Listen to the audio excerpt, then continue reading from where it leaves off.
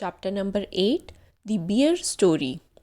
There was once a lady who lived in an old manor house on the border of a big forest. This lady had a pet bear she was very fond of. It had been found in the forest, half dead of hunger, so small and helpless that it had to be brought up on the bottle by the lady and the old cook. This was several years ago, and now it had grown up to a big bear, so big and strong that he could have slain a cow and carried it away between his two paws if he had wanted to. So, now this is a story about a bear who is a pet to a lady. So, the lady found the bear in the forest, and the bear was half dead. And at that time, the bear was so small, like a child, that he was fed with a bottle, with a milk bottle, like we feed the young babies. Similarly, he was also fed this way. Now, let us continue reading. But he did not want to. He was a most amiable bear who did not dream of harming anybody, man or beast. He used to sit outside his kennel and look with his small, intelligent eyes most amicably at the cattle grazing in the field nearby. The three shaggy mountains ponies in the stable knew him well and did not mind in the least when he shuffled into the stable with his mistress. The children used to ride on his back and had more than once been found asleep in his kennel between his two paws. The three dogs loved to play all sorts of games with him, pull his ears and his stump of a tail, and tease him in every way.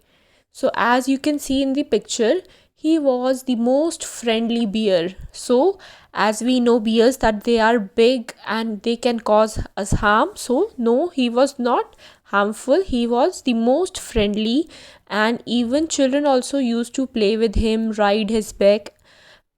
And as we can see in the picture, there are three dogs who are playing with the bear.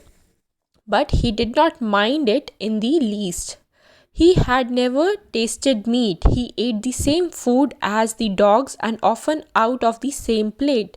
Bread, porridge, potato, cabbage, turnip. He had a fine appetite. And his friend, the cook, saw to it that he got his fill. Bears are vegetarians if they have a choice, and fruit is what they like best.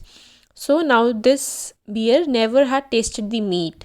So he was a vegetarian, and what he had bread and porridge and potatoes, cabbage, turnip. So he had a very fine appetite, like a good appetite, a good hunger, and the cook always took care of how much food is to be given to the bear. Let us continue. In the autumn, he used to sit and look with wistful eyes at the ripening apples in the orchard. And in his young days, he had been sometimes unable to resist the temptation to climb the tree and help himself to a handful of them. Bears look clumsy and slow in their movements, but try a bear with an apple tree and you will soon find out that he can easily beat any schoolboy at that game. Now he had learned that it was against the law, but he kept his small eyes wide open for any apples that fell on the ground. So now bears love food, and especially fruits. So they are vegetarian and they love fruits. So now this bear loved apples, and during the autumn season when the apples are ripening, so they would fell on the ground and this bear would pick them up because he knew that climbing up the tree was not allowed by the lady. So he would resist to climb the tree and he would only pick the apples that had fallen down from the trees. And the bears are also very fast at climbing the trees. They may look that they are lazy because they have a big and heavy body, but they are actually really fast. Let us continue reading. There had also been some difficulties about the beehives. He had been punished for this by being put on the chain for 2 days with a bleeding nose, and he had never done it again. Otherwise, he was never put on the chain except for the night, and quite rightly so. For a bear, like a dog, is apt to get somewhat ill tempered if kept on the chain, and no wonder. So now there was a problem with the beehives. So there were beehives, and he may have disturbed the bees, so he was tied up in chains for 2 days with a bleeding nose. And he had learned a lesson, and he has never done this again. Let us continue reading. He was also put on the chain on Sundays when his mistress went to spend the afternoon with her married sister, who lived in a solitary house on the other side of the mountain lake.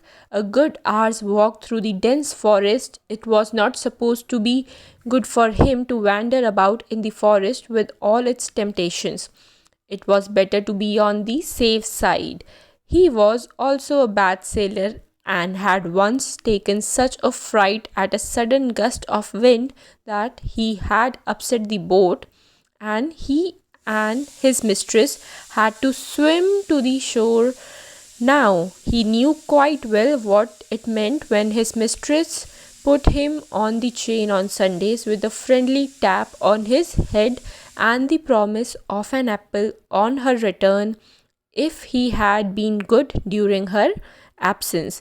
He was sorry but resigned, like a good dog, when his mistress tells him he cannot come with her for a walk. So now what is the writer telling us here? That on Sundays, when the lady who has the pet bear pays a visit to her sister, so at that time she chains her up bear because she does not want him to wander in the forest here and there. That is why she chains him up on Sundays. Now let us read. One Sunday, when the lady had chained him up as usual and was about halfway through the forest, she suddenly thought she heard the cracking of a tree branch on the winding footpath behind her. She looked back and was horrified to see the bear coming along full speed. Bears look as if they move along quite slowly, but they shuffle along much faster than a trotting horse. In a minute, he had joined her, panting and sniffing, to take up his usual place, dog fashion, at her heels. The lady was very angry. She was already late for lunch. There was no time to take him back home. She did not want him to come with her, and besides, it was very naughty of him to have disobeyed her. So now what we are talking about, that on one Sunday, when the lady chained him up and went to see her sister through the forest, she heard a noise coming from behind, and the noise was of a tree branch that had broken. So the tree branch had broken because of the bear, and what she saw, that the bear was following her, and the bear joined her through her path. Now the lady did not want to go back home with the bear to again chain him up, and as she was getting late for the lunch and there was no time to go back home, so she was very angry. Now let us start reading. She told him in her severest voice to go back at once, menacing him with her parasol. He stopped a movement and looked at her with his cunning eyes, but did not want to go back and kept on sniffing at her.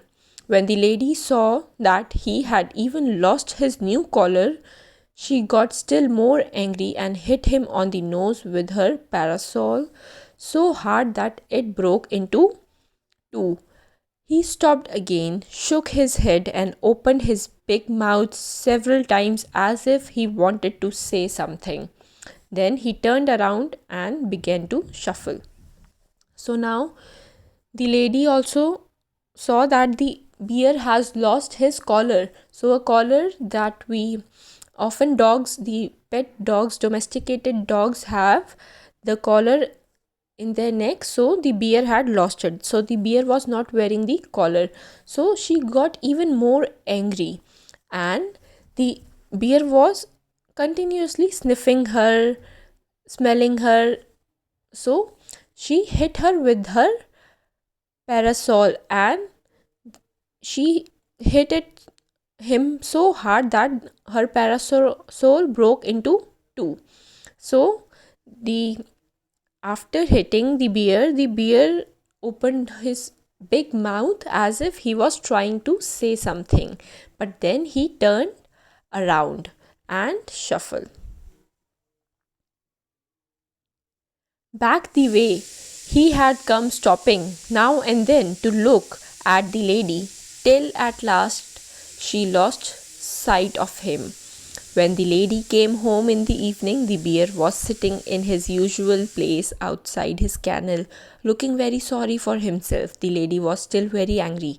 She went up to him and began to scold him most severely, and said he would have to be chained for 2 more days. The old cook, who loved the bear as if he had been her son, rushed out from the kitchen very angry.